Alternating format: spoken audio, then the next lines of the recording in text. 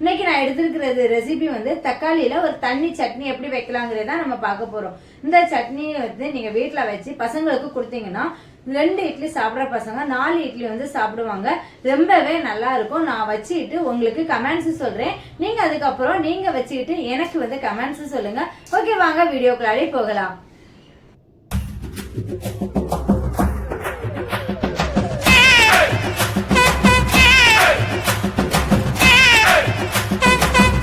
இப்போ இந்த தக்காளி சட்னி செய்கிறதுக்கு நான் 1/2 கிலோ தக்காளியை நல்லா கழுவி எடுத்துருக்கிறேன்.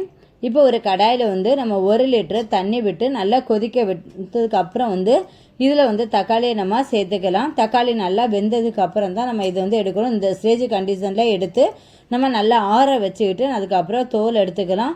இப்போ இந்த வேக வச்சதுனால இந்த தோல் வந்து நமக்கு ஈஸியாகவே வந்துடும்.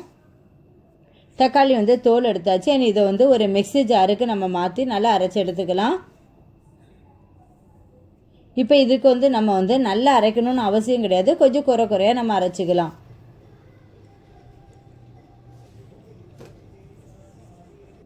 இந்த கண்டிஷனில் நம்ம அரைச்சி எடுத்தாச்சு. இதை வந்து தாளிக்கிறதுக்காக ஒரு கடாய் நம்ம எடுத்துருக்குறோம்.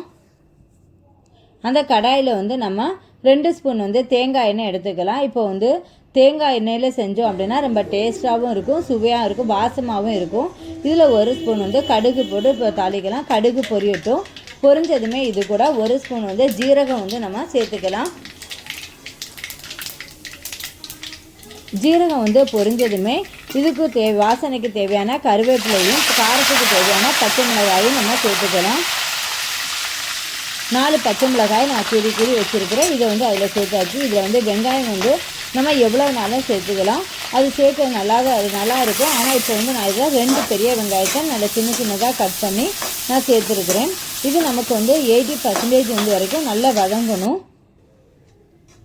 இந்த ஸ்டேஜ் வரைக்கும் நமக்கு வந்து நல்லா வதங்கினதுக்கு அப்புறம் தான் இந்த தக்காளி நம்ம அரைச்சி வச்சுருக்கிற தக்காளி இதில் சேர்த்துக்கணும். தக்காளி வந்து சேர்த்ததுக்கப்புறம் வந்து அந்த பாத்திரத்தில் இருக்கக்கூடிய இது நம்ம அலசி நம்ம சேர்த்துக்கலாம். நமக்கு எவ்வளோ தண்ணி தேவையோ அதுக்கேற்ற மாதிரி சேர்த்துக்கலாம். இதுக்கு வந்து 1 ஸ்பூன் வந்து மஞ்சள் தூள் நம்ம இப்போ சேர்த்துருக்குறோம். இப்போ காரத்துக்கு வந்து இதில் 1 ஸ்பூன் வந்து மிளகாத்தூளும் நம்ம சேர்த்துக்கலாம். காரம் வந்து இப்போ மிளகாத்தூள் வந்து கம்மியாக சேர்த்துட்டு தனியாத்தூள் வந்து இதில் அதிகமாக சேர்த்துக்கலாம். தனியாத்தூள் சேர்த்தோம் அப்படின்னா கொஞ்சம் திக்னஸ் வந்து நமக்கு நல்லாவே கிடைக்கும்.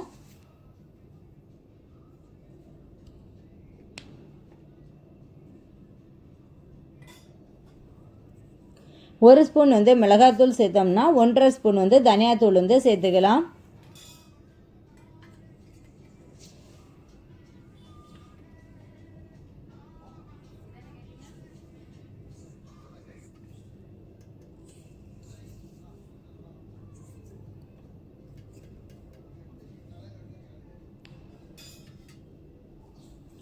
இனி இதை நல்லா மிக்ஸ் பண்ணி விட்டுக்கலாம். நல்லா கொதிக்கட்டும்.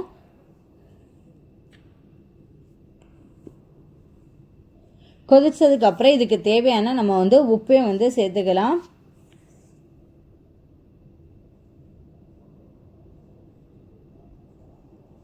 நீங்கள் இப்போ இதில் எவ்வளோ தண்ணி வச்சுருக்கீங்களோ அதுக்கேற்ற மாதிரி உப்பு வந்து சேர்த்துக்கலாம்.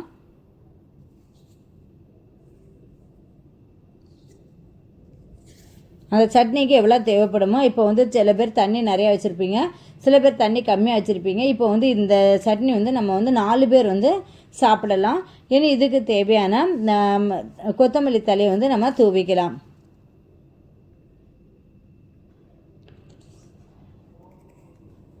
சட்னி வந்து ரெடி ஆகக்கூடிய ஸ்டேஜ் வந்தாச்சு.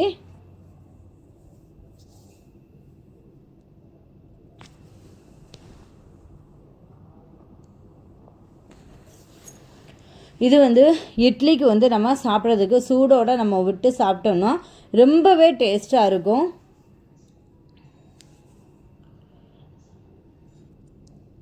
சட்னி ரெடி ஆயிடுச்சு.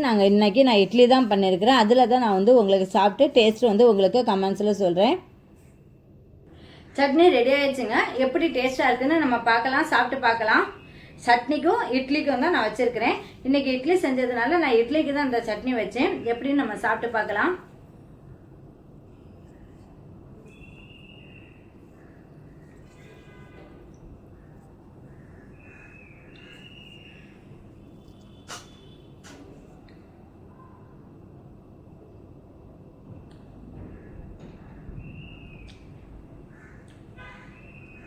ரொம்பவே நல்லா இருக்குங்க.